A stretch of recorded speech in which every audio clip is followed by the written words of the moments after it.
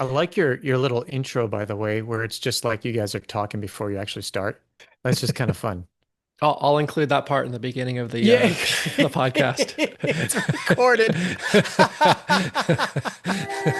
A better life, better vision, what you wanting? Let's make it happen. Time to choose the better story. Come on. Choose the better story. Hey, choose the better story. Yeah. All right, let's go. Hey, welcome back, everybody, to another episode of Choose the Better Story podcast. My name's Ryan, and I'm your host. And I'm really excited because today we're trying something new. We're actually doing our first ever virtual podcast. And Let's I've go. got none other than Mr. Erik with the K, Erik Williams, joining us on the show. Erik, thanks for being here today. I'm so glad to be here, Ryan and Pump, bro. This will be really fun. I first got to know Erik because Erik was in youth ministry for years and years and years, still does do youth work. But when I first got in youth ministry, like I kept hearing about this guy, Erik Williams. He was like the youth ministry god. And I think at the time you were up at Salem, if I remember correctly, Yep. Salem Yep. Alliance, which is a really, really large church in our denomination. And then I saw your involvement in like our denomination puts on a huge youth conference every 3 years. I saw your involvement there. And then you're a speaker for Hume Lake. Like I just kept seeing this Erik guy. It was really fun and had you out to come speak for our group one time, which was a blast. And so you've been doing things. We share a same passion, and that is serving youth and Yep. investing in the next generation. And it is really fun now to have you on the first ever virtual podcast. Yeah. So thank you Yeah. so much again for being here. Tell us a little bit about your upbringing, like the family you come from, and how your story is unique, basically from childhood. Yeah. By the way, I just wanted to say, Ryan, one of the things I remember about speaking at your camp was it was the pre-speaking. We got there early, and the guy who was leading worship was Justin Ubel, and he is a Yeah, big disc golfer, and I'd never disc golfed, and there was a disc golf course right by the camp, yeah, and that's I right. fell in love with it. It was so awesome. Yeah, So, disc golf is great. so my upbringing, my dad was in the military, and my parents met in a singing group called Up With People before he got in the military. Well, he was coming from the States and she's from Norway, so they joined up in this like international singing group. Hmm. And then they got married. Dad was in the military, and I was born in Munich, Germany. And Okay. so we kind of obviously we traveled all over the world. I've got a brother who's 2 years younger than me, a sister who's 7 years younger than me. She came along after we lived in Norway for 3 years when my dad had gotten out of the military for a short season, and we lived where my mom was born and raised. And so I speak the language fluently. I have citizenship there in the States, and then lived all over the U.S. One of the funny things about that is, as a kid, my dad wasn't huge into football, so Dallas Cowboys was America's team, and this is totally illegal to have two teams, especially these two teams. But I adopted the Cowboys as a team, and Oh, then we lived in San Francisco when Joe Montana took the 49ers to the Super Bowl as a hmm. fifth grader. Obviously, I'm going to have the 49ers as my other team. Right. So I know you can't have the 49ers and the Cowboys, but sometimes I'm happy at near the end of the football season, and often I'm not either way. So, Yeah, I know a lot but of Cowboys fans that they've had a lot of disappointment this year. yeah, and for many years, not since the 90s when it was really fun, but Right. yeah. So when my dad finally retired from the military, we landed in upstate New York, and so that's my later grown up years. Went to college in Western New York, small Christian liberal arts school. It was the first time I ever went to a private school versus being in a public school, Hmm. and met my wife there, Jean Ann. We dated for 4 years, and we've now been married 31 years. Let's And go. yeah, she's amazing, amazing woman. Going to that college, I guess it was before going to that college. I was going to this camp in Rome, New York, right across the lake from Griffiths Air Force Base, where B-52 bombers would come flying across and rumble everything. We'd have to stop everything until they came across and finish. But I started working at this camp my ninth grade year, and Bill Brown, who's the camp director, said to me my second year, he goes, Eric, I believe God wants you to be a youth pastor. Hmm. I'm like, great. What do they do? Because we were in a tiny church, less than 100 people, didn't have a youth pastor. And I knew they came to camp once a summer, but that was it. And then he goes, but you have to get off the drugs. And I'm like, what are you talking about? He goes, well, you can't really be on drugs while you're at camp either. Yeah, dude, I have no idea what you're talking about. I can barely spell aspirin. He goes, well, how do you have all that energy? And I'm like, because I'm like, in the morning, I'm up, like helping with the morning lineup at breakfast, doing calisthenics, like half jumping jacks, 1.5, 1, 2.5, 2, like that. Like obviously, my counting is terrible, but and just being silly, and then helping to lead games and program throughout the day. And then my friend Sam and I played taps. I played trombone. He played trumpet. We play it late at night before everybody went to bed. And so I just had a lot of energy. And so when he's like, well, how do you have all that energy? I'm like, I don't know, Jesus. It just was like, I was so hurt that he would think I took drugs. I'm like, I'm about the furthest person away from drugs ever.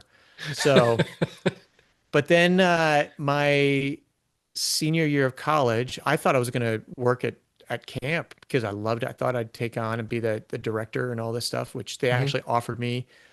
But it was after I said yes to a job as a youth pastor in Atlanta, Georgia. After I'd done an internship my junior year of college as a middle school pastor, I was like, this is what I was made for. This, like, I get to see the same kids every week, and I get to know their siblings and their families instead of hoping they'll come back next year for a solid week. Yeah, once a year. Yeah. Yeah. So, but then this is really funny. The job I got was in Atlanta, Georgia area, and when they were looking for a youth pastor, Fred Hartley, his son, said, "What about Eric with a K?" And he's like, "Well, which one was that?" And he's like, "That's the guy at Delta who did the love song for Two Nerds," which was a silly, goofy skit that my friend Dawn Peabody and I did. And I share that to say, anybody who's watching, you never know what dumb little goofy thing you do that can get your foot in the door for a future incredible job. Because this opened the door for my future right here, 32 years later. So little did you know that was your job interview. I know, seriously. First impressions. Look at this stuff. Isn't it neat? Yeah, no, I guess that's Ariel. But anyhow, so took that job, spent 4 years in Atlanta, 18 years in Oregon, and then the last 11 years down here in California. So been a great, great ride. How about like your first job, the first thing that you ever did to generate some sort of income for yourself or generate something? First job, I actually got paid with a remote control airplane. And it was working for my next door neighbor who had moved up from New York City to open up a pizza shop. And I did everything. I cleaned, I chopped onions and tomatoes, and I threw pizza dough. It was awesome. The first financial generating job I ever had was picking berries. And where I lived in New York, so if you're not from New York, most people are like, well, did you ever get mugged? The only time I ever got mugged was when I went to New York City for a visit and lost my video camera that I had just shot our babies with on our video camera. So that's footage is out there somewhere. Oh no, that's awful. But I had cornfields on one side of my neighborhood and apple orchards on the other side. So it is not what most people picture New York as. But anyhow, my job was picking berries, and I made 25 cents per pint. And yep, I also ate a lot of berries, blueberries, strawberries, raspberries, blackberries, all of it. It was so much. It was a fun job that I did with my brother and a couple of buddies of mine. And that was my first financial generating income job. Tell us a little bit about your family and how your family is so unique. Yeah. So my wife and I, like I said, we met in college, was actually met in a food fight. And that is romantic. Yep, very romantic. She was slinging scalloped potatoes trying to hit my roommate, and she got me. And I came up with a piece of cake behind her face and pretended to shove it in her face, and I didn't. But then on our wedding day, I did. I touched her nose, and it was our first married fight. She was not pleased with me. So, gentlemen, take it from me. Take a hint from your now wife when you get married. whether or not you should be doing anything with that cake or not. I should not have listened to my guys behind me. Yeah, yeah, yeah. So we got married. We said, hey, let's wait 5 years to have kids. And my firstborn, Kinsey, was born 3 days after our 5 year anniversary. So Okay. we timed that really well. And she was amazing. And, you know, a little less than a year. And I'm like, should we have another one? She's like, yeah, this is awesome. Because she was like perfect. Yeah. And so immediately we had another one. And it was amazing. We got two like perfect little kids. This is just so fun. So about a year later, I'm like, should we have another one? Yeah, I think so. And dude, nothing. No babies. No Mm. babies. No babies. And Hmm. we went forever. And we're like, well, should we go see doctors? We decided, we never, I guess I was going to say we decided not to see doctors, but we just never did. So it Yeah. wasn't really a decision. But I want to tell you, yeah, 2004, there was a tsunami in Southeast Asia, December 26th, right after Christmas, that killed over 250,000 people Wow. and in Southeast Asia. And my wife was watching the news just constantly. And one day she's seeing stories about kids who've lost their entire families. And she's like, have you ever thought about adoption? I'm like, nope. Hmm. And kind of shut the conversation down. And she's like, but there's all these kids. I'm like, yeah, I know. And they're trying to match them with extended family in other parts of the countries. And I was like, I wasn't like I was against adoption. I just didn't believe it was for us. Yeah. And so my wife would just every 6 to 8 months, she would ask again, have you thought any more about adoption? I'm like, why would I think more about adoption? If I already said I haven't thought about adoption and it's not for us. And so she just kept asking. And Ryan, about 6 years in, 5, 6 years in, she says, hey, would you just be willing to pray about it? And I always, now looking back, I always go, whenever my wife asks me to pray about something that she wants, I always say it's unfair because I feel like her voice and the Holy Spirit's voice sound really similar. Right. You're getting ganged So up on. exactly. So I was like, okay, I'll take 3 days to pray and fast about this. And so day one, we had this big conversation, pros and cons and all this stuff. And most of my Hmm. stuff was financial. Didn't grow up with a lot of money, Yeah. and I'm in youth ministry. And so that evening, That's where some the big friends of bucks ours, are, youth ministry. exactly, exactly. If you're looking for a job, youth ministry is not for you. So that night, our friends Josh and Bex invited us out to Starbucks, and they said, "So you're probably wondering why we asked you out." And I said, "What we'd like is for you guys to be our references for our adoption from Ethiopia." And my Hmm. wife is kicking me under the table. So afterwards, she's like, "Can you believe they just asked us about adoption the day you start praying and fasting about this?" I'm like, Oh no. yes, I can't believe it. So anyhow, the next 3 days, I really felt like God was reminding me of all these different stories of times that I've personally been to Africa, Burkina Faso, Mali, Kenya, and even as far back as at camp when some missionaries from Africa came and showed a video when I was in eighth grade. Never felt like I was supposed to be a missionary, but to this day, I can remember the face of the little boy smiling at the end of the video saying, thank you. I can still remember that today. Hmm. And God just reminded me of all those moments. And one time my wife is like, I'd come back on one of these trips and I've been at an orphanage. She's like, how is it you go there and you don't come home with a bunch of kids? I'm like, because that's not how it works. That's illegal. But that was like God totally changed my heart, Ryan.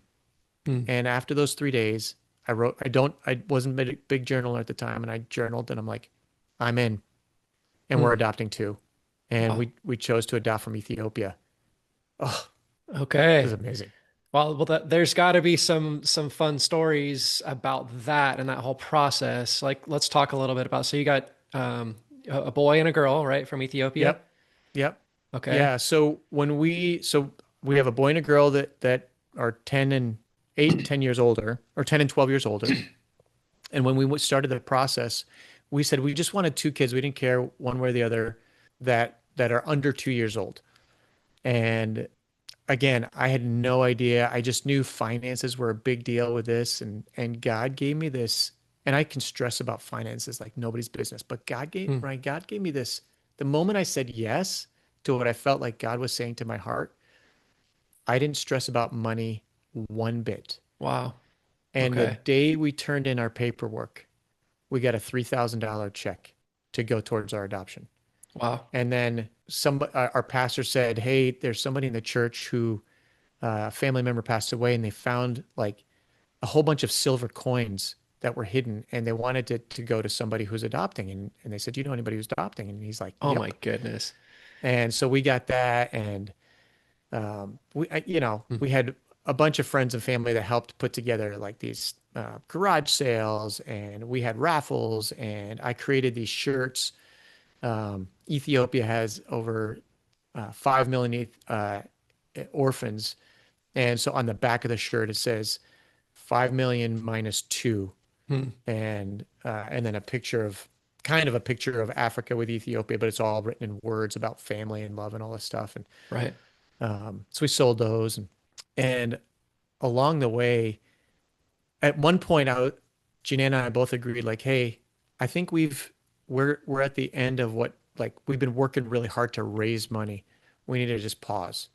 That's when the silver dollar thing came in and some other stuff. I had a friend who said, "Hey, he works for NBC and he does all this traveling." He goes, "I've got all of these miles. I'd like to give all of my miles to you guys." Oh my goodness. And so it paid for all but one Wow. ticket. So for three out of the four of us to Hmm. travel there and back, which is just crazy. Yeah. It was a year and a half process. My sister and my brother-in-law were adopting from Nepal. That shut down. And so in the middle of the process, like, what do you think if we adopt from Ethiopia? I'm like, cousins from the same country? Yes. So they have twins, a boy and girl, that are 3 months older than our kids. And I'll wrap this part up because it is a long story and there's lots of fun stuff in it. But we have two kids. It's a boy and a girl, Hawk and Naya, that are 16 days apart. No, they're not. They didn't wait for one to be born 16 days later. Two different families. They both actually were twins. Uh, our son's twin died at the orphanage. Our daughter's twin died at 28 days. Actually, Hmm. he died at birth. Our daughter's twin died at 28 days at the orphanage. Hmm. And so they put him in the same crib, and we lived in Ethiopia for 2 months during the process, which was absolutely incredible. And yeah, now they're 15 years old and are fully teenagers, Okay. fully teenagers. Yeah. Of course. That's So really exciting. Yeah, I'm sure we could have a whole episode just on that whole process of, of adoption and, raising two kids that are from the other side of the globe and some interesting dynamics, maybe even some things that people have said that have been super yeah. encouraging or the opposite. Yeah, I do want to tell you a funny story because you did say some funny stuff because really was a choose a better story because God really changed my heart to choose a story. But when we got back to the States, my wife was at the AT&T store looking for a new phone, and she was working with a lady there, and she got two infants because we got them as infants. We were there when they were 7 months old. So they're in strollers, and this lady comes up and she's asking questions, and Janae's like, "Well, they're from Ethiopia, blah." So she says, when they start talking, what language will they speak? As if they've got this Amharic chip built in. And like the lady from AT&T looks at her, she's like, they'll speak English because they don't know any other language than the language they start learning when they start learning to speak. But it was just funny because people ask us lots of like what I would consider dumb questions just because you Yeah, just don't know. But that right. was the funniest of them all. So, yeah. What language will they speak when they start talking? I don't know. I hope it's one we can understand. Oh, geez. So they're 15 now and they speak English They they and they're do. I mean, they're and they're there's a fully thick teenagers. thick accent. There's no accent. No accent at all. Yeah, they're fully teenagers. So, Well, let's talk a little bit about youth ministry because I know you spent, I mean, how many years total have you spent in youth ministry? not including the 7 years I worked at camp. So in out as an adult, 32 years. Okay. Yeah. 32 years. And how would you say you've seen youth ministry change from when you first started to how is it so different now? Yeah. So, man, there's so much of it is technology based, I think. And even that was pre-cell phones. Hmm. So I was not even using MapQuest because it was pre-internet. I was using Maps, Ryan.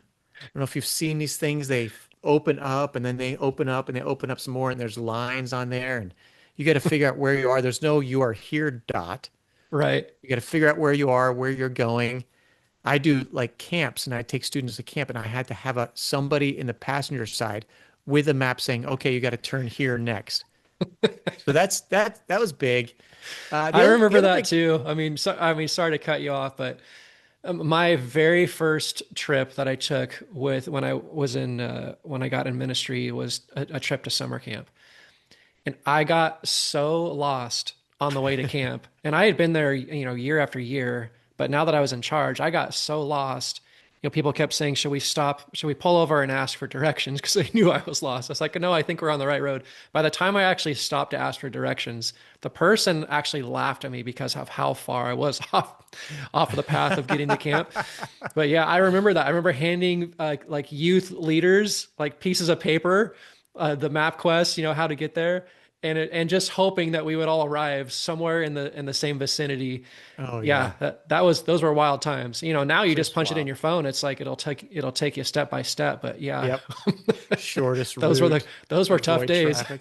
They were tough, man.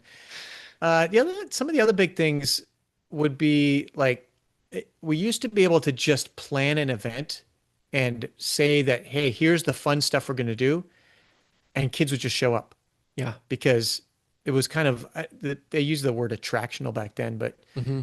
it was just there wasn't much to do. So you put on something fun that's unique, everybody wants to come to it, Yeah, and they bring their and friends. Yeah. yeah. Hmm. Now, I mean, we can't compete with what you see online, and we can't compete with Disney and all of these other things, escape rooms and whatnot. Yeah. Um, so now it really highly level of relational. Of course, it was relational back then, but relational ministry is massive. It needs to be like our students need to have a heart for other people. So we have to really talk about that and go, Yeah. hey, if you don't bring your friends, who's going to bring them? And having that conversation has been a really big deal. The other thing is the games I do are different. I mean, some of them are still the same, Ryan, but I did this game that I would never, ever, ever, ever, ever, ever, ever do again. Besides Chubby Bunny, which was how many marshmallows can you get in your mouth and say Chubby Bunny? But Right. I because there remember have been that. kids over the years who have died, that's kind of been outlawed in youth ministry circles. Um, but I did this game that had some moms questioning me about that I didn't think was a big deal back then because I didn't have my own kids. But basically, we had like a bench, and the student would stand up on a bench, and then I would give them a word that they had to write out in the air what it was, and then the students had to guess what that word was. But I had them write it with their backside. So they're shimmying around their butt letters. Yeah. And I I didn't have a daughter, so I didn't think about a girl shaking her booty up on a bench and the boys are going, "This is the greatest game ever." So I don't do that game anymore. Yeah. Well, Yeah. I mean, I think of some of the things that I did when I was early in ministry, and I don't think a lot of those things would float today. Yeah, or a kid going, "Hey Eric, I learned that you shouldn't tell your parents everything you do at camp." I'm like, "What are you talking about?" Like I'm thinking, "What did we do that was bad?" Yeah. Well, he shared that we played this card game on the way home from camp in the van, and I, as the driver, was playing. You were playing cards. And it was a very simple card game that I just had to do a quick look down, right? Which, there was no distracted driver's laws back then because it wasn't cell Right. phones and all that stuff.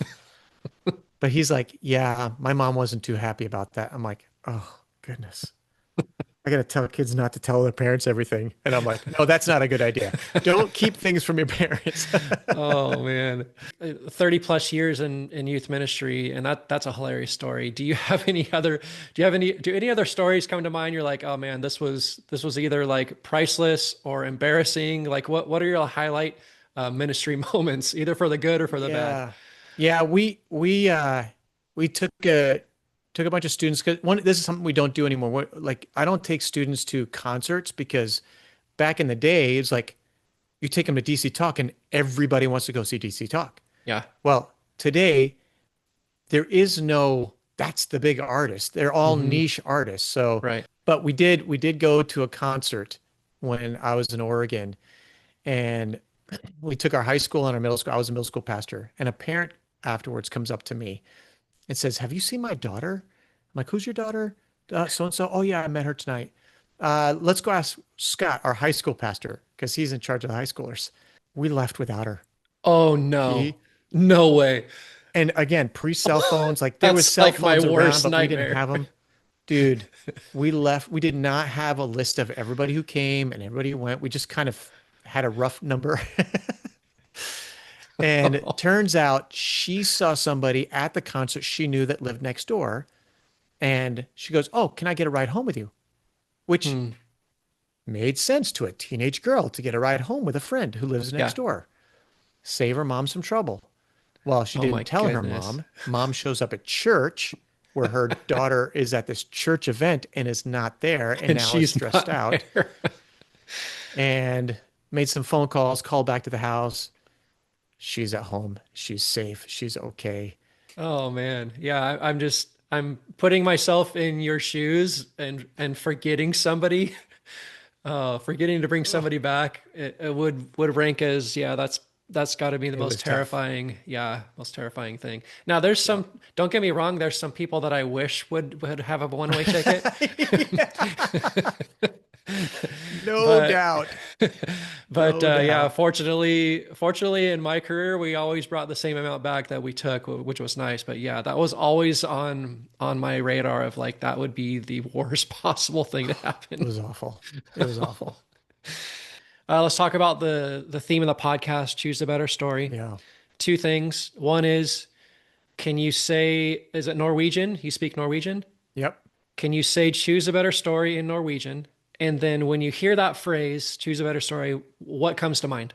I'm probably gonna butcher this a little bit. I am fluent in Norwegian. There's like choose a better story. Velg, which is choose, velg, and bedre historia is probably the right way to say it. There's probably a nicely translated. This is a saying we have, but velg Hmm. and bedre historia.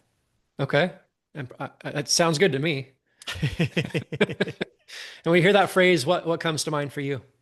I tell you, Ryan, I absolutely love that's the name of your podcast because it really is. We have the option every day to choose a better story because there's things that come along our way that can be tough. And I look Hmm. back on my life and I go, every season that I've gone through that's been difficult, if it didn't happen, I wouldn't have chosen it, but if it didn't happen, I probably wouldn't be where I am today. And I'm a better person for it. And I attribute that to what God has done in my life and how he has shaped me through the difficult stuff. Yeah. For instance, I had a boss. I've been working at this job for 10 years. I was working as the next gen director of our regional headquarters for our denomination. And so I was working with about 100 churches in the Northwest.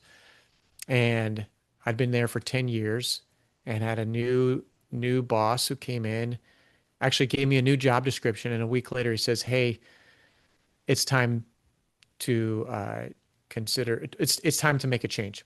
And I was like, "Well, what does that mean?" And this was the Saturday before Thanksgiving. He says, "Well, after DYC, which was our big high school conference that I ran, uh, which was at near the end of February, he goes, you'll be done. And I'm not replacing you. I'm just changing how we're going about Oh this. We're just wow. not going to have that position anymore." And that was And that was sudden and you, not foreseen. You didn't see that coming. out of nowhere, Oh especially wow. because I was given something else added to my job description just a week prior to that. Hmm. So it Wow. hit me sideways. And I remember that night going to bed, I was just like, God, what is going on? What are you doing here? I don't Yeah. understand. And I woke up at like 4 or 5 in the morning, and I couldn't sleep. And I like to sleep in. I'm like a night guy. I don't love the mornings. And my wife would always say, whenever she wakes up in the middle of the night, which 5 a.m. for me is middle of the night still, she would go, well, if I wake up in the middle of the night, I feel like God's going to say something to me. And I'm like, God, if you want to say something to me, go ahead. I can hear you here in bed. I know you can talk to me while I'm laying in bed. And it was like Hmm. nothing. So I Yeah. get out of bed, walk out to my living room. I've got my Bible with me, and I open up my Bible. I'm flipping around. I'm like, what do you want to say, God? And I feel like I got nothing. A few minutes later, my wife walks out. She goes, what's going on? I'm like, Hmm. I feel like God wants to say something to me, but I don't know what. I don't know what he wants to say. So she goes, well, open up your Bible. And Ryan, I've never had this experience before. And I'm like, I'm not a big like, just open to a random spot in your Bible and that's what God Yeah. wants for you. I'm not saying that's like God You can work that way. uncircumcised Philistine. You're like, Exactly. what does this mean? Yeah. I'm not saying that's like it can't work, but I don't say that's the best way to go. What Yeah. is your will for me today, God? But Yeah. I opened up to Matthew 6 passage, and I had underlined and highlighted and circled this whole section Hmm. that I happened to open up that says, do not worry. Do not worry about your life, what you'll eat, what you'll wear, what you'll drink, where, Yeah. any of that stuff. He says, who of you can add a single hour to your life by worrying? Like God, if God takes care of the lilies of the fields, which are here today and gone tomorrow, isn't he going to Hmm. take much more care of you if he Hmm. sees the sparrow and he takes care of the sparrow, aren't you much more valuable than the birds? And I just start ugly crying. I'm like, Yeah. okay, Lord. And I didn't have that terminology, but in that moment, I was like, I'm choosing the better story. And that for me in that moment was to trust God. Yeah. I mean, And not worry. Yeah. I went 6 months after I was done collecting unemployment. I never thought I would collect unemployment in my life. Yeah. I like, but I wasn't worried. Hmm. I had chosen a better story, and I knew that God had us. And then he brought us to California, and man, it's been an amazing journey filled with tough stuff and wonderful stuff. Yeah. So that's why I love it so much because, man, anything can come along your way. And in our coaching world, I'm an executive coach now, as you know. And one of the phrases I love that we use is, what if this is the best thing that could have happened? Yeah. Which I attribute to the Bible. James 1 talks about consider pure joy whenever you face troubles of many kinds, Hmm. and the benefits that come out of what God does in those things. It makes you better, and resilience and all stuff, perseverance. But I love that line of going, I can choose to be angry and bitter and yeah, and and for good reason. We can all be angry about stuff.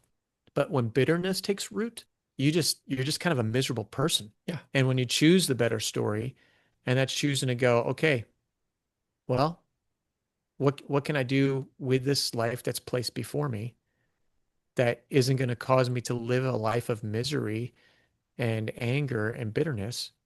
That's choosing the better story. It's a refreshing. Thanks for unpacking that. Just how you were able to trust along the way, and now you've got a story of just seeing God's faithfulness Yeah. throughout the mess. Right? You thought I was a mess. Now it turned into something beautiful, and that's just one of the ways that God shines. Right? He makes Yeah. beauty out of the ashes. He makes beauty out of the messes, and He is always faithful, even when we're in freak out mode. Yeah, and I was listening to a story this morning. It might have been in my devotions this morning, where a lot of times people choose a better story when they're faced with death, Hmm. and especially like cancer. Yeah. And I remember this guy saying in the devotional, a lot of people who've beaten cancer go, "Wow, I can look at life differently."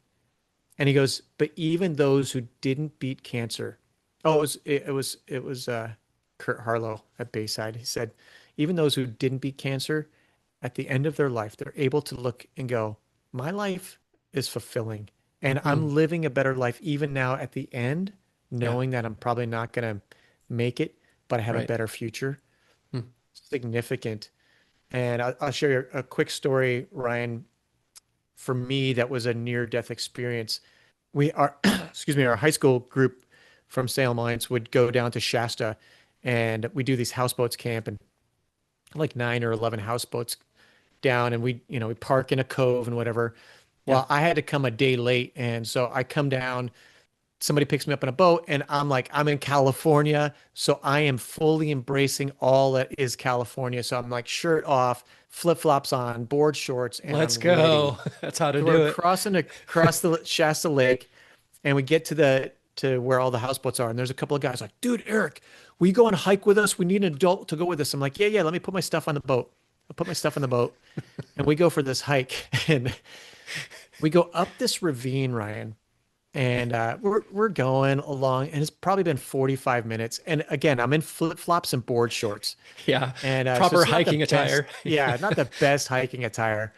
But we come to this giant boulder that's in the middle of the ravine, and so the guys are like hoisting each other up on their shoulders and on their, pushing each other up, and I'm like, I think if I come kind of shimmy my way up on the side, I can get myself up and around. And I start doing that, and I'm going up the side, and all of a sudden there's this rope in front of me. I'm like, well, that's weird.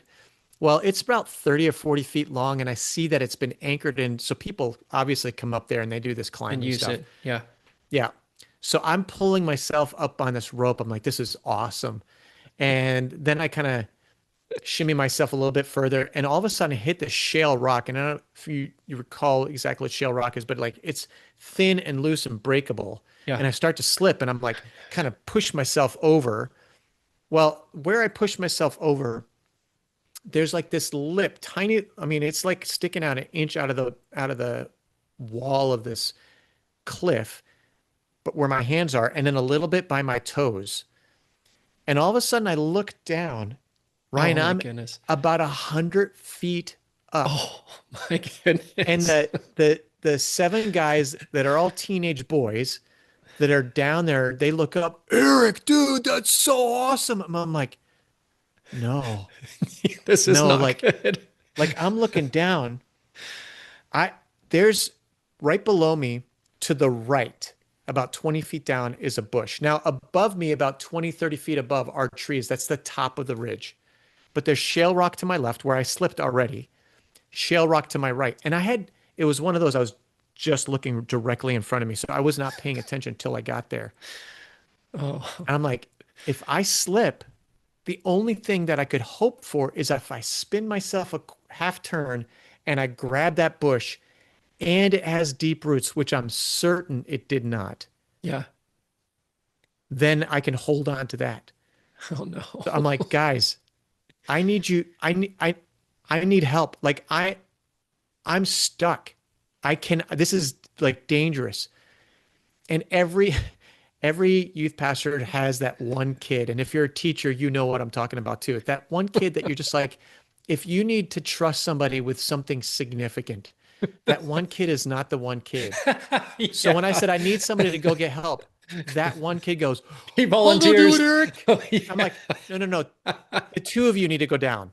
And I'm like, I need professional climbers. Okay, okay. Oh Because I just man. picture this kid getting down to the bottom of the hill and then going to tell somebody what happened and then seeing like snacks out and Yeah. going to get Yeah. snacks. Yeah. He ends up at the donut shop. Yeah. Exactly. Oh, So all the rest of the guys climb up except for this one kid, Trevor, and he stays down below just to talk to me.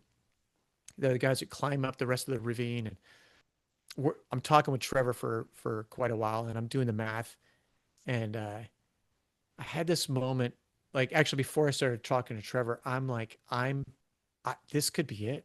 Like hmm. legitimately, I've never been in, like I've had close calls in a car or whatever, but you don't think about like, wow, that could have like this could be Yeah. it. Because in the car, you're not really thinking in that moment. Yeah. It comes by surprise in a car, but now you're faced with your own strength and the elements. It's not looking good. Yeah. So I had these two things that happened in that moment, Ryan. One of them, there was a song in church that we were singing quite a bit, and it was, "Oh Christ, be the center of my life, be the place I fix my eyes, be the center of my life." I started singing that song, and looking back, I love that my heart directly went to God, and I was like, I got to hold on to Him.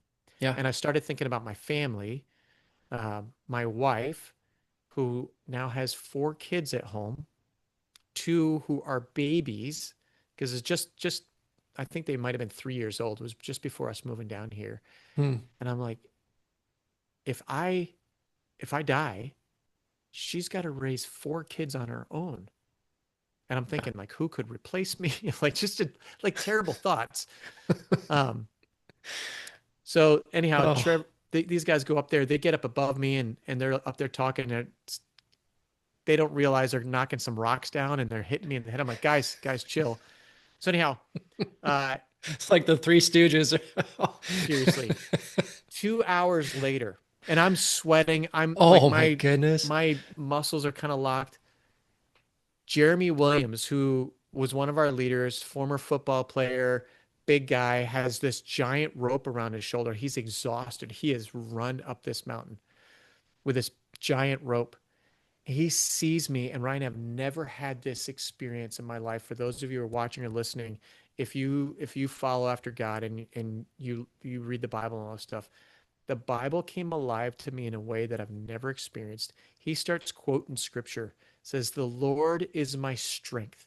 Hmm. And all of a sudden it was like, I got this like breath breathed inside of me. The Lord is my strength. And I found this like second wind in me. And he handed off the rope to Trevor. Trevor made it up through the briars and all that stuff, got up above. This is after 2 hours. Yeah. And it took Wow. about a half hour for him to get up there. So 2.5 hours. Finally, they tie a rope around one of the guys, and I'm like, no, no, no. There's a tree, tied around the tree. I'm not going to be the reason why 2 of us died in it. So they tie it around the tree. I'm tie like 20 knots in it. It's just teenage boys. I'm like really stressing. So they finally do it, and I'm hanging on like this, and I'm able to wrap the rope around me, and I'm like, okay, it's do or die moment. I got to Hmm. trust that these guys did it. Oh my So I goodness. grab the rope with both hands, and I make my way over. I slip on the shale rock, and the rope holds me. And Hmm. so I pull myself up. I'm like, I've got nothing in me, but I pull myself up past that shale rock stuff. And then just moments later, I'm sitting next to these guys, totally safe. 30 seconds later, helicopter comes flying. We wave at it, it sees us, and it turns back around. Oh wow. Search and rescue. And yeah, search and Yeah. rescue. And I'm like, no, no, no. It's a lot. It's going to be, no, no, give me right back down. It's going to be a lot to get back down. Well, I found out later that it was likely hundreds of dollars, if not more, if they had retrieved me. Hmm. Because I thought it was just like the government takes care of people. No, you got to pay these people who save your lives. I'm like, oh, Yeah. I had no Yeah. And idea. I think it would be more than hundreds. I think it would have been in the thousands. Yeah. So, but I think about that, Ryan, and I go, I get to choose how I live my life. God gave me more time, and that's 12, 13 years ago. Hmm. He's given me more time for lots of reasons. And every day I see those reasons come to life because I'm choosing a better story. I don't always choose the best story, but God reminds me of moments like that and all sorts of moments through my life that I need to be choosing the best story. Hmm. And thank goodness you made it through that. Man, trusting high school boys with your life. I can just imagine the first time you gave that rope a tug, like, just Oh, like, oh my dude, goodness. it Like was some high so school guys can't scary. tie their shoes. How long did it take for your wife to smack you for putting yourself in that position? Well, she's used to me doing dumb things, so it wasn't like she was surprised this happened, but she's like, Eric, and nowadays she's like, remember, you're not 25 anymore, so Let's talk about like a season or a time in your life where you look back and you're like you have like a really big regret mm, and maybe something that you learned through like either making a mistake or something happened where you looked back and you had regret. What did that look like for you and how did it shape who you are today? yeah, I would say because of what I've learned through difficult stuff, I don't know that I have regrets. Um, but I would change some things. And Ryan, this will go way back, dude. Like I'm gonna go way back to eighth grade, and because it was pivotal in my life. So sixth grade, I got picked on a ton. Um, uh, Actually, going into sixth grade, right before, like I'll give you a quick story because I know I love to talk. So this will be one of your longer podcasts. Um, That's fine. This is great. but the day before middle school started, we were playing stickball in my street in New York, where I've got apple orchards and cornfields on either side. Um, Stickball is baseball, but with a broomstick and a tennis ball, and we're playing in our street. And it's summertime. I've got a pool, and I'm about to hit the ball. And Monique, who's a super cute girl and lived in our neighborhood, was sitting on her front steps watching. As I go to swing, the guy that's the catcher, and I won't say names, pants me. And I'm wearing my bathing suit, which means it's just the bathing suit. Yes. So as I'm trying to pull up my bathing suit that is not coming up as quickly as I wanted to, I'm running towards home. I've got tears down my face. I'm thoroughly embarrassed. The next day Oh is the no. first day of middle school. I walk onto the campus of Ichabod Crane Central Middle School, and I hear somebody down the hallway in front of tons of other kids see me and say, "What's up, streaker?" And I'm like, the story has already gotten around. It was This awful. is like a scene from Diary of a Wimpy Kid or something. Seriously, that was my life. I think those books and the movie were based on my life because I was a dorky kid and I got picked on a ton. But seventh grade came along, my life changed forever. And when I Okay, let's hear share this it. story, like at camp, people, yeah, I'm like, "Do you know what it is?" They're like, "Is that when you gave your life to Jesus?" I'm like, "Nope, that was when I was 8 years old." The thing that happened was breakdancing became a thing. Let's And go.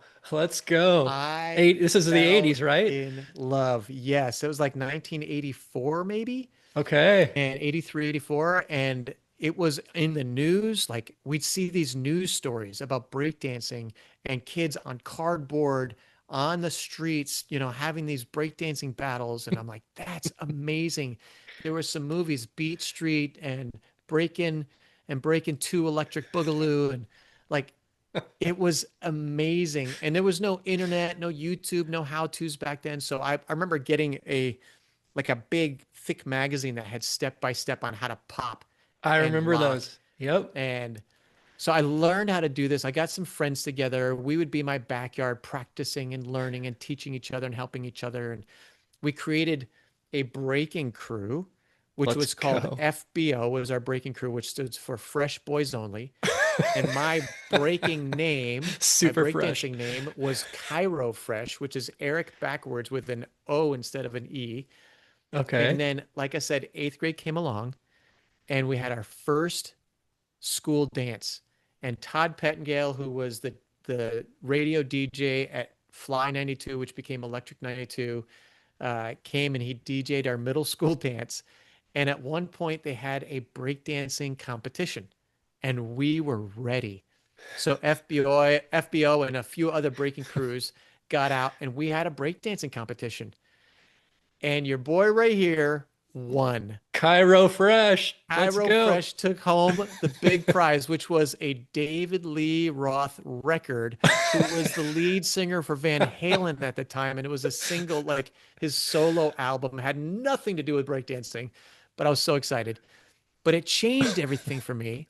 And all of a sudden, these kids that used to pick on me and laugh at me, all of a sudden wanted to be my friend because I Mm, was the best in my school, according to our breakdancing competition, yeah. doing the coolest thing on the planet at the time. Right. It was a big deal. And here's where the if you were to call it regret, it comes in. I found myself as I'm hanging out with this new group of friends. I didn't start it. I didn't join in per se, but they were laughing and making fun of some of my other friends that were Mm, not on the inside. And I found myself laughing along. And I locked eyes with one of my friends, and my friend, like, it Mm. was one of those clear moments, like, what the heck are you doing? Yeah. You've changed so much, kind of look, right? Yeah. And all of a sudden, God got a hold of my heart. I'm like, this is not who I am. This is not who I am. And it changed everything. Like that moment changed everything for me. Mm. And the Bible in Matthew 29, 22, 37 to 40, Jesus is being asked, what's the greatest commandment in the Bible? And he quotes out of Deuteronomy and out of Leviticus. And he says, love the Lord your God with all your heart, with all your soul, and with all your mind. This is the first and greatest commandment. The second is like it. Love your neighbor as yourself. Yeah. All the laws of the prophets hang on these two commandments. And I'm like, if Jesus says the most important thing you can do with your life is to love God and love people, that's what I want to be about. And Mm. I chose in that moment that I had to live my life differently. So in high school, and since then, this is how I've operated. Like, I just want to love people. Yeah. And so I played sports. So we had very distinct, specific names. The names have changed over the years, but in the 80s, these were the names. So I hung out with the jocks because I played sports. I played trombone in the marching band, so I hung out with the band geeks. Uh, I I was in the lower portion of the upper level of the smart classes, so the brains, as we called them back then. I Okay. got to hang out with them, and during like lunch, I would go play hacky sack with the stoners and potheads that we called them back then. Mm-hmm. Uh, and like it was almost like I was everyone to everyone, Yeah. so that I could fit in and just not to try to be somebody like a chameleon, but to be somebody that could to be the one bright light for many people that didn't have a lot of light in their life. Yeah. Um, to be kind and loving to those people. And that has driven me for my entire life. Like I want someone who interacts with me to walk away feeling better because I cared about them and I Yeah. asked about them and I was interested in them. And they walk away going, man, this person cares. Like Mm. that's what I want to be said of me when I'm done on this earth. Like Erik genuinely loved people and he loved God. And if that's the only thing that's said about me, that'd be amazing. So yeah, again, I don't have regret, but because that taught me a valuable lesson Mm-hmm.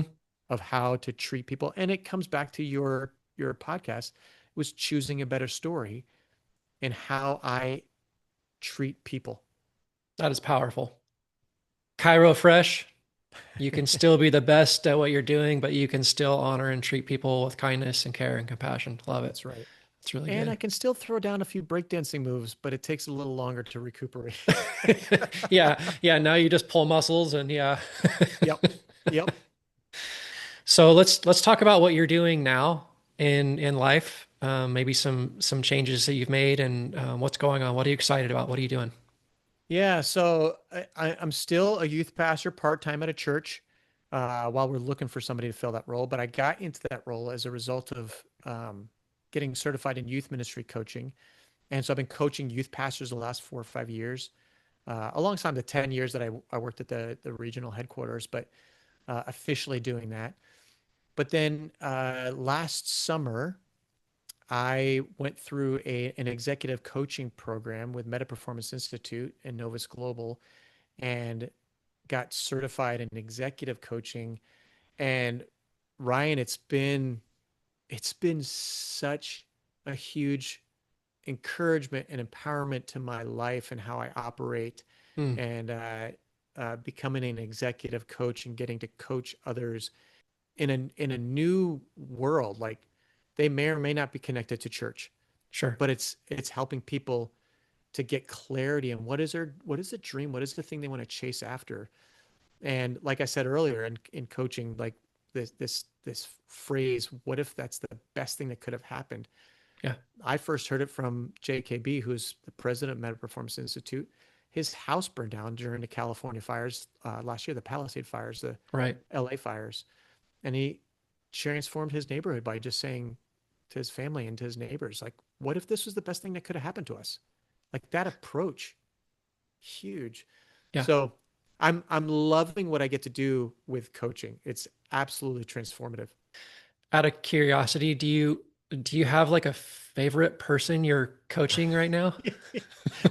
Currently, I would say, Ryan, you are my favorite person I'm coaching right now. Absolutely. Man, you are choosing the better story. Oh, first of all, for those of you that are listening, I want to make sure that you know that this podcast probably never would have happened had I not gotten the coaching from Erik. This last summer, we kind of just talked about vision a little bit, and this whole idea of having a podcast was something that happened during the phone call. Because I think I've mentioned in previous episodes, this was something I had on my plans for just as a New Year's resolution, and I've just been talking myself out of it all year long. But Erik has pushed me to do this, and so thank you for your part in that. This literally would not have happened had I not had the coaching. And I just want to make sure, like, as a result of the coaching, like Erik has helped me do things I didn't think I could do actually in a really short window of time. I am the first to admit I'm not very techie. I'm the first to admit like even the idea of getting stuff from a video camera to a computer to out to Spotify and YouTube and Apple, like that was like such foreign land to me. And Erik just has come alongside me and helped me see that this is something that I'm passionate about and that I need to make it happen no matter what. And he's been a huge help to do that. And in fact, that's why that's why he's kind of the test dummy here for my first virtual attempt, because I want to start doing this in the future. But this is all a result of the coaching, and it's happened a lot quicker than I thought I was able to do. And I've reached, new levels that I didn't think I would be capable of accomplishing, this year, let alone having it actually out this year has been really fun. So thanks for that. Yeah, and it's been Thanks for that yeah, part. yeah, absolutely. It's been fun to watch, Ryan, because one of the things we talk about, and you and I talked about this in one of our first conversation about all this, was we love to take what is seemingly impossible and just call it Tuesday.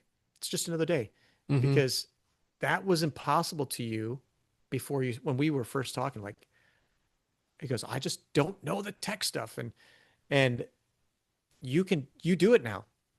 You put this stuff up every week, and Yeah. you've picked it up and you're making it happen, and I love that about coaching.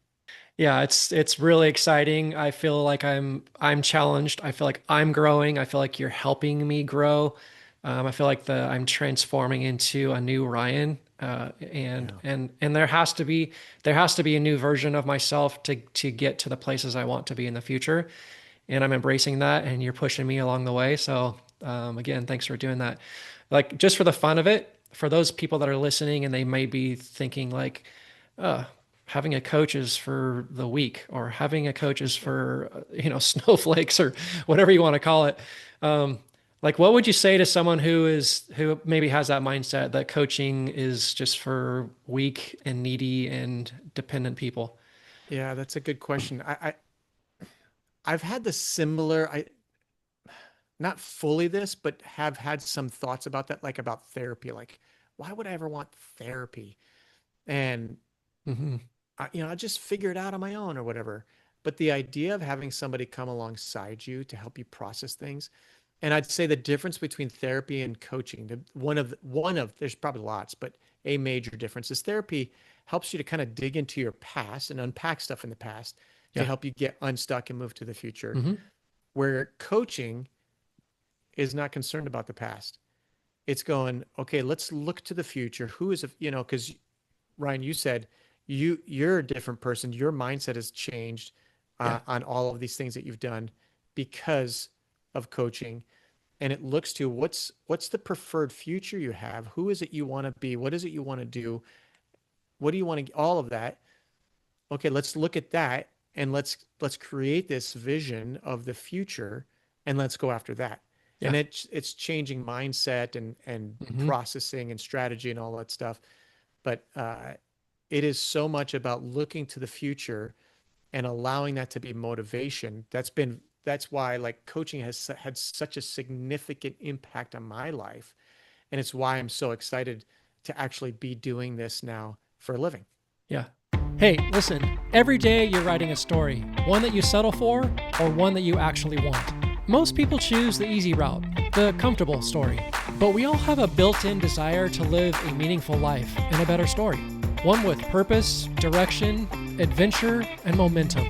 I help people get really clear about what they want in life, shatter their limiting beliefs, and go after the thrilling future that they've always wanted. Check out the link in the show notes, and you're going to get a link to a free ebook that gives you 2 practical ways that you can start rewriting a better future for your life, as well as an opportunity to schedule a free vision call with yours truly. Now, back to the show. So Ryan, can I ask you a question? Sure. So as we're thinking about coaching, and I love that I have had the privilege to get to coach you and continue to do so, you decided to do the same thing. Tell me why you chose to go through Meta Performance Institute and get certified in coaching. Well, 2 reasons. One is most of my life, I've always had this thought as I just want to be like Erik with a K. Um, Got to do the next thing. Yeah. And the second is I just have seen how much I personally have grown through this process. I've seen that I'm becoming a new person. I've seen transformation taking place in my life that I really like, and I'm growing exponentially in ways that I didn't even foresee. And I'm liking that. I'm liking the growth. I'm liking feeling uncomfortable. I'm liking going after something greater because I would consider myself a high achiever. And so I feel like this is an alignment, but it's also pushing me to go beyond my comfort zone. And why I hopped into this is because if this is making this much of an impact with me, I just love people just like you do, Erik. And I just want to be able to make one-on-one impact with other people as well. And so that's why I've hopped into this. I know the last episode, I kind of unpacked that this is what I'm going to be doing. And I'm really grateful for it just because of the impact it's had on me personally. And I want to have that same impact on others. Like when I was in high school, I had a PE teacher, a weight training teacher, and a coach, Mr. Danielson. If you're from Paradise, you'll remember Mr. Danielson. Those of you that are listening from Paradise. And I thought, man, I want to be like him when I get older because he's doing something he loves and he lives with passion. And I kind of had the same feeling when we were going through, and I was getting coaching from you. I was like, Erik's doing something he loves, and he's living out his life passion. And I'm like, and I love the solar industry. I'm not dogging on that at all. I'm super grateful to be doing what I'm doing, and it makes really great community impact. It really does. But I think what I've gotten from the coaching is the one-on-one impact possibilities is what really invigorates me. Like I'm really passionate about that. I want to make one-on-one impact with people, and this is a great avenue to be able to do that. It's going to help them in practical ways. I love helping people win, right? I like helping high achievers get like access another gear because usually people do have another gear or another few gears, and they kind of just get mentally, they just think this is what they're capable of. And it's just fun to help people consider that they're actually capable of doing much, much more. It's fun to be a part of that. Yeah, I love that, Ryan, and I think you're going to be an incredible coach because of just who you are, and you're getting, I believe, the best tools out there, um, access to those, and part of what we get to do is to not just look at what the vision is, but to really talk about mindset. And Yeah. so many people like yourself would go, I have this dream, but I don't know what to do. I can't do it. Yeah. Well, as we talk through our coaching conversations, we talk a lot about mindset, right? And you Yeah. have a picture of future Ryan that is different than where you've seen yourself in the past. Or even inside that moment, how you see yourself in that moment, right? Yeah. And mindset is such a significant thing because who listening right now has ever had a moment where you're just like, I can't, I'm not good enough, I'm not smart enough, I'm not able enough, I'm not good looking, and whatever it is, I'm just like the enough, I'm not enough Yeah. phrase is so it's so limiting, where our limiting beliefs cause us to not move forward. Yeah. And I would say, like, Yeah. They John Acuff wrote handicap a us. book. Yeah. Yeah, absolutely. Hmm. John Acuff wrote this book called Soundtracks, and he talks about the soundtracks is what he calls these phrases that we say over and over in our mind, like Hmm. I'm not good enough, I'm not enough. I think of a kid in my small group years ago who said something I thought was really insightful in a Bible study. I was like, oh, that's really insightful. I hadn't thought about that. He goes, I'm sorry, I shouldn't have said anything. I'm stupid. And that happened like 3 weeks in a row. I finally asked him about it. He's like, I said, why do you keep saying you're stupid? He goes, I am. I'm failing all my classes. And I kept digging. Mm. Well, he told me that his mom calls him stupid every day. And Mm. because someone who should never say that, Right. the person who should be one of the most influential, or who is one of the most influential people in his life, is telling him something, he believes it. Yeah. And Now because he's he plays it in believes his it, mind. Yeah. it's playing out in his, like, he was failing all of his classes. Yeah. But it was Mm. all mindset, because the kid was not stupid, but he Yeah. believed it. And I Mm. think for most of us, we have certain beliefs that keep us from moving forward and limit us. But there's even science out there that shows, the neuroscience that shows, if we start thinking positively and speaking positively, not manifesting, like I'm not talking about manifesting, Right. but we start speaking positively, our brain starts to build new synapses, and all of a sudden we start to live out that way. Yeah. Not like I believe I can jump higher than Michael Jordan, who I see in your background there. Like, I can't just keep saying that and suddenly I'm going to have to be able to do it. Right. But mindset limits us and causes us to not be able to move forward. If we can shift it, mindset can also make us unlimited and to Right. be able to move forward. Yep.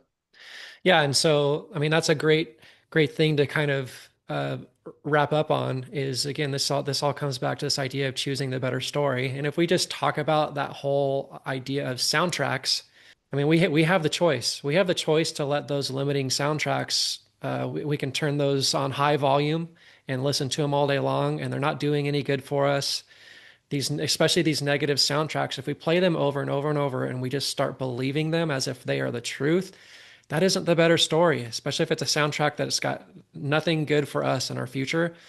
And the better story is, why don't we replace those with soundtracks that are actually good for where we want to be in life, that will get us where we want to be in Yeah. life, and Yeah. turn those soundtracks on full speed and have those kind of things integrating our mind. That's a transformative process. It's not easy, but sometimes it takes a coach to recognize, hey, that's it. Where's that soundtrack coming from? Let's talk about that soundtrack. Wow, that's really destructive. Let's play that out. If you kept telling yourself that over and over and over, can you see how that would result in a long-term negative? That would be a negative result in the future. What if we flip that and use it? What's another soundtrack we could play? Yeah. What if we turn that So up? good. Yeah. And so, yeah, I think that's super good. I'm just gonna be quiet for a second. Is there anything in closing you feel like you want to close with that would just bring some value or some passion for our listening audience? Yeah. Ryan, first of all, I'd say, for those of you listening right now, as you're listening to this or watching this, go back and watch some older episodes. Click subscribe. I'm just going to say that for Ryan right now. Click subscribe, because you're going to get great stories and insight on people choosing a better story. I love the idea of putting on a cape, and we all have that kind of cape inside of us. Choosing the better story is such a significant way to move forward in life, because we can live a life with regret. We can live a life where I wish I could have done this, or I should have done this. And people say I could have and should have all the time, and that limits us. If we just go, today's going to be different, and I'm moving forward today differently, you can change. Yeah. Life can change. We all have the ability and power to change and to choose that better story, no matter what's going on. And I know some of you are in the thick of it and in the pit, and it feels really dark. Hold on. choose today that today and tomorrow are going to be different than yesterday was, and move forward. And I believe even if your circumstances don't change, your perspective can change. Yep. And that really changes everything. It does. That is so good. Erik, I know you're a busy guy, and I thank you for taking time to spend doing the first virtual podcast. But in all seriousness, your dedication to youth during your life career is incredible. I know we share the same passion for investing in the next generation. Thank you for the years that you've been doing that. Thank you for stepping out in faith and doing something new with coaching, because obviously that's not just impacting me, but all the others that you're coaching as well. And thank you for like sharing, being vulnerable and sharing things like you didn't want to adopt, but you committed that to prayer, and God changed your heart on that, and you saw God's faithfulness, even in the form of financial impact, right? To kind of pave the way for you to be able to do some of those things is really, really incredible. Your story is incredible in and of itself. And thanks for just bringing some of your story to us today to provide some value. And I'll say the same thing to you, Erik, as I was telling everybody else. Hey, today is a new day. Today, the day that we're recording right now, is the last day of 2025. We're turning the corner. It's going to be 2026. And there is so much that you are capable of in 2026. So doggone it. Go get that cape, put it on, and let's do something special today. A better life, better vision, what you wanting? Let's make it happen. Time to choose the better story. Come on. Choose the better story. Hey, choose the better story. Yeah.